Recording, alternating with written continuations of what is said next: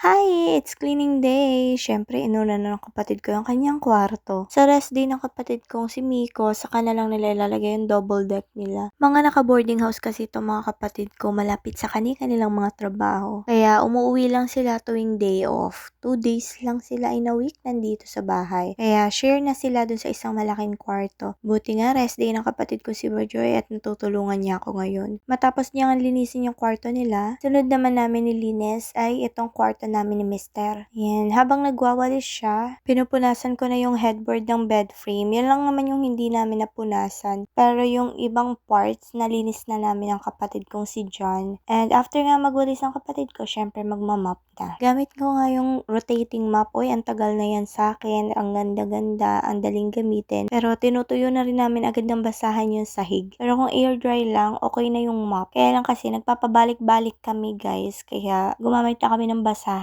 para matuyo agad siya. Tapos i-assemble na namin itong bed frame para dito na muna namin maipatong yung mga damit namin ni Mister. Inaayos pa kasi yung closet sa kabilang kwarto. Ang balak nga namin ni Mister, itong kwarto na to is bed lang yung nakalagay, may maliit na bedside table at syempre lalagyan ng TV para makapag Netflix and chill, Lux. Charot, pero hindi pa namin priority yun guys. And hindi naman kami mahilig manood ng TV at ang dami namin ginagawa. Sa pag-gardening ko pa lang ay masaya na ako. Saka sa cellphone naman, nandun na lahat. Basta may internet, yun ang hindi pwede mawala.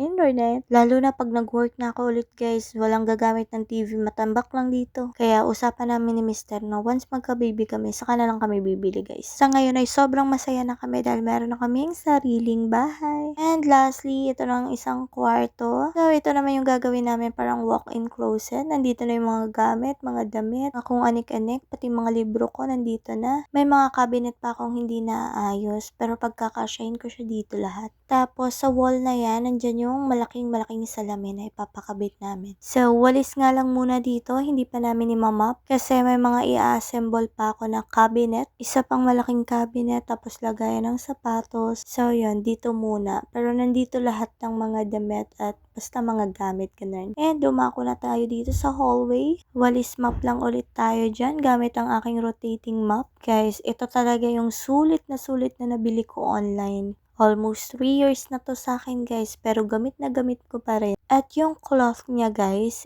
isa pa lang yung nagagamit ko. Actually, dalawa yan. May libre na yung isa. Pero hindi ko pa siya napapalitan. Ayan o. Rotating talaga siya guys. Nakakalinis siya ng bongga. At ang maganda dito, hindi mo na kailangan linisin yung cloth. Kasi meron na siyang sariling brush kapag ini-spin mo. At nagse-separate na rin yung maduming tubig dun sa malinis na tubig. Pero yung tubig na ginagamit ko dito, nilagyan ko ng sabon.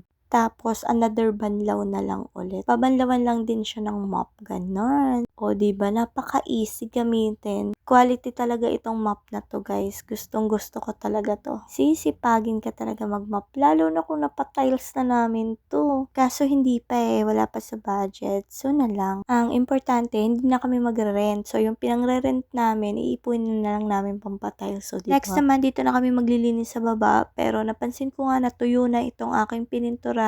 Kaya magsi-second coating muna ako nitong aking kitchen rack na pininturahan ko nitong all-purpose paint na pwede sa wood, metal, and concrete. At maya-maya nga ay dumating na si Mr. Galing siya sa trabaho kaya pagkatapos nitong pagpipintura namin ay umuwi muna kami at kumain. Nakapagluto naman na ako guys. Kaya mamaya na itutuloy ang paglilinis pero si Mr. gusto na makisali sa pagpipintura. Kaya ayan, pinatry ko na at naiinggit. Charot. Anyway, after nito kumain na nga muna kami guys. Tapos nagpahinga ng konti at naligo ako. At ito na nga bumalik na kami guys. Fresh na ako dahil nakaligo na. Ready na ulit maglinis. Diba? Ang galing ng kapatid ko. Ba't pa kasi dito niya inuuna mag-mop? Ay magpupunas pa ako ng bintana. Tapos may makulit pa na si Pipay.